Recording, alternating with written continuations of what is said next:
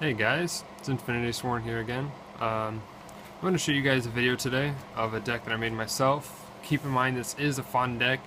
It's made by my own ingenuity, not neck decked anywhere.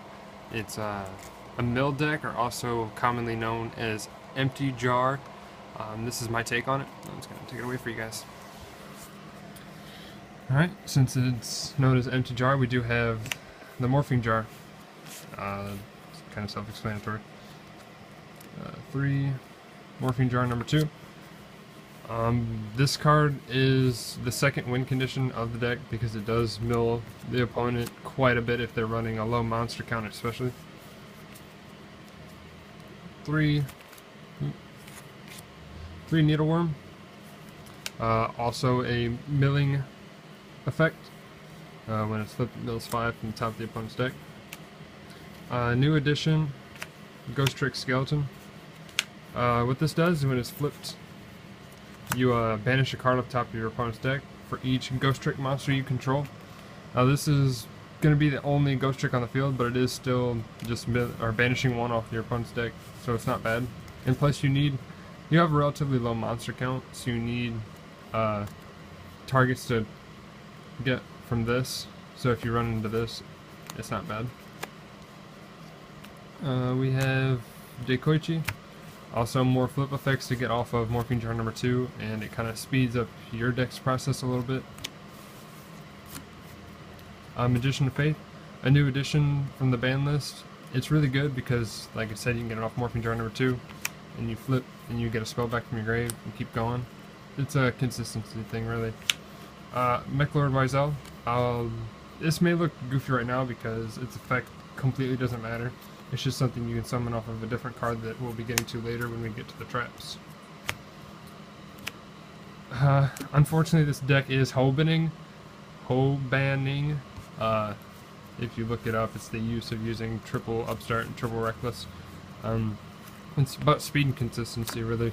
You want to get through your deck, but also get through your opponent's deck. 3 Duality, more consistency. Cup of Ace, because if heads or tails, you still plus. Either your opponent draws 2 and you mill them out faster, or you draw 2 and get to your other cards faster. Triple Book of Eclipse. This is really good because you can manipulate your flip effects, obviously, like the old EmptyJar.Dek used to do, but also because you can use it as a defense card.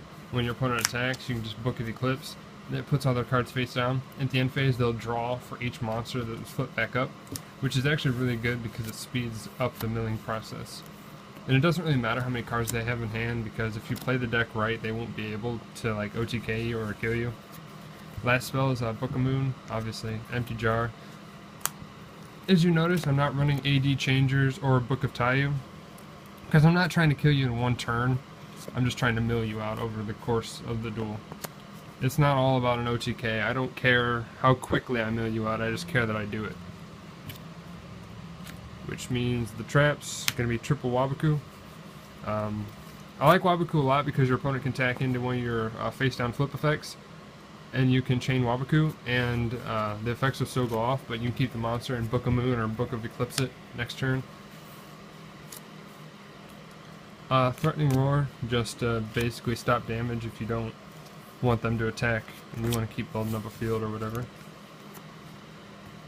This is a newer card that was given to us. It actually helps the deck a lot, which is one of the main reasons why I started to build this.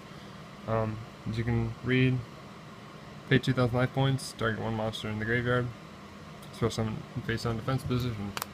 All your monsters are basically flip effects, so to special summon them and then proc their effects is really good. Ghost Trick Scare, another good one. It has a similar effect as Chaos Infinity here, which is also a new one. Basically what these do is they flip a monster, like Ghost Trick Scare. It says target any number of face down defense position monster you control and flip them up. Basically what it does is it procs their effects, so it's a good counter if you have morphing jar number 2, because if they summon a monster that you don't want to be on the field, you can just flip one of these and it will flip him up and it'll get rid of all the monsters. So it's a really good counter card. In Chaos Infinity is a little different. It does the same thing as Ghost Trick Scare, except it special summons the Mech guy, which is why you have to run him. He's really bad if you draw him, but sometimes with the Morphing Jar number 1, you can just get him out of your hand, or you can have too many cards in hand, so you just ditch him, or you can, I guess, summon him. He is an 1800 beater, for what that's worth.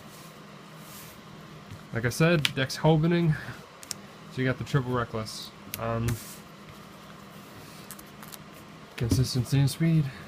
Unfortunately, it is a mill deck, but you do need to keep up with your opponent. You may not want to draw more cards with them, which is why you'll see the decks at like 45 or 46. The high count is not bad in a mill deck because you do want to keep up more cards than your opponent has. You don't want to mill out and then lose when you're trying to make them mill out and lose. Alright, as you can see, I don't have an extra or a side. It's just the main deck because it's for fun, and its win condition is milling. There's really no other win condition. It is a one-trick pony, so like it or love it. I mean, give it a try. Why not, right? What's worse could happen? Nope. It's Infinity Swan, and I'm out.